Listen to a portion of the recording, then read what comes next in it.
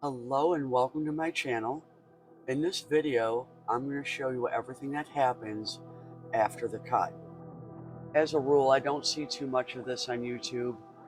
I don't believe that a lot of people that are wanting to start the scroll saw process really understand that there's a lot more work that goes into it. Taking off the pattern after the cut, especially on a piece like this on the butterfly, you have to be careful not to pull too hard because you can actually break the wood in doing so. While this is tedious, it's also kind of rewarding to see it unfold as you're taking it off. I am using the OBS Project software to film this video. It's much easier for me to use versus my phone.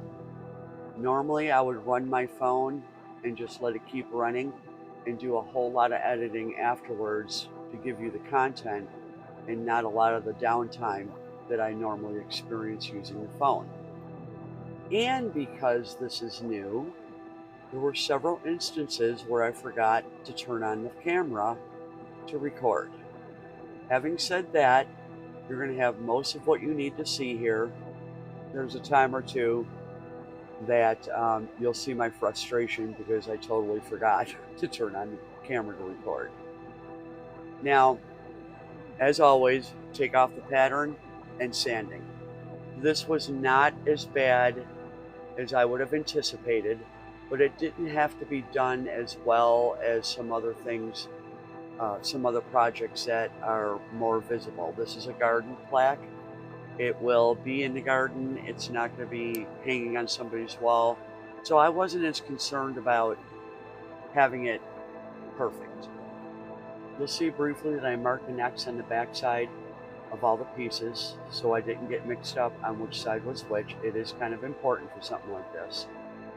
I was trying something new that a viewer suggested, and that would be to torch all the fuzzies off the back of the project versus sanding.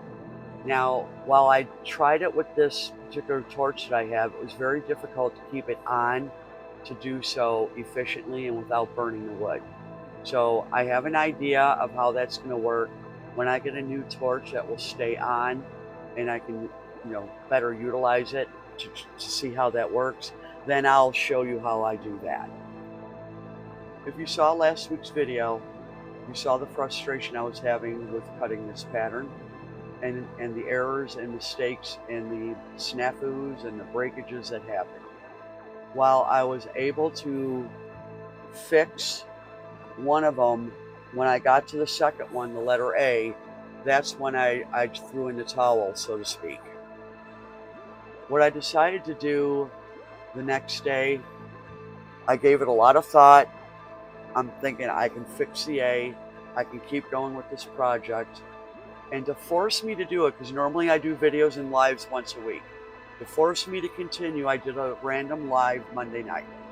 I don't normally do that, but I was determined to keep going with this cut. Again, for me, if I wait too long, I'm never going to do it. I'll never go back to it. I have several projects that I've never gone back to for this exact reason. Finishing up the sanding wasn't too bad on this. It went relatively easy. I test fit everything to make sure it's still lined up properly, and I will do that several times throughout this process just to keep myself making sure I have the right side, and I put an X on the back side of everything. So now I want to fix the A. That I was able to give it some thought before I started. So I was going to cut out the center part of the A and then cut off the rest of the damage on the one on the piece. So that worked out. I did not show the scroll saw part. It was so quick, it wasn't worth taking my equipment out there to film it. And I ended up with the inside piece that fit perfectly. I couldn't have done that better if I tried. I didn't even give it much thought. I just cut and that was it. I tend to examine, look at, test fit, probably too much, but I'd rather check and double check before I get the glue out to start making this happen. So once I was happy and confident. I put a piece of tape on my counter so that when I put this A on, or the center part of the A, if there was any squeeze out of glue, it would not stick to my counter and make it very difficult for me to get this piece up. I was very satisfied with how it turned out. And on to the next thing. Time to add some color to this pattern.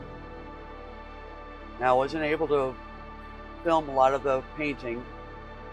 Again, it was outside. I didn't have the ability to bring my camera and equipment out there to do it with the OBS program, but I used walnut for the back piece, and I'll show you what I ended up doing with the rest of them. I honestly have very little confidence in doing this. I was just going by the seat of my pants, and wow, I was quite impressed myself with how it looked. Maybe more surprised. So now I'm going to glue all this together. Everything's colored except for the bottom part of the stakes. There were several times I forgot. This is one of them. When I put the butterfly on the backing board, totally forgot to turn on the camera.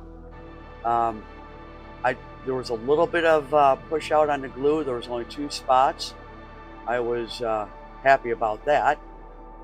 And everything else is just lining it up. Now, when I put the centerpiece on, I was missing a little bit of color that showed through, so I just added a little bit of touch-up paint on that. Did not need to let it dry. It didn't matter. There was some squeeze out of paint after I glued on the center part. I was able to take that off just like I did the glue after it set up just a little bit, and it cleaned off very nicely. Now, I did use a combination of wood glue and CA glue. It's just a matter of holding it down 30 seconds to 45 seconds. And I used my hand planer for some weight. That weighs over 5 pounds, and that's plenty of weight to hold that down. I wasn't real fond of all the layers for this pattern, but I went ahead and made it as it was designed to be made. I'm glad I did the darker wood for the very back panel. It just accentuates the butterfly itself. Painting the part behind the words white was a blessing because it stands out, and you'll see in the pictures as we get further along just how nice that does look. When considering how you're going to glue pieces together, you can't just put all the layers together with glue and expect them to stay in position. So as you notice, right up until this point, I was methodical, one piece at a time, let it dry, next piece, let it dry, next piece, let it dry. And the very last part was here where it all came together.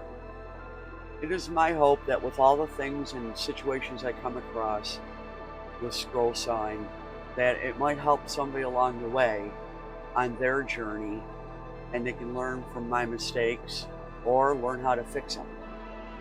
If you made it this far into the video, much appreciated.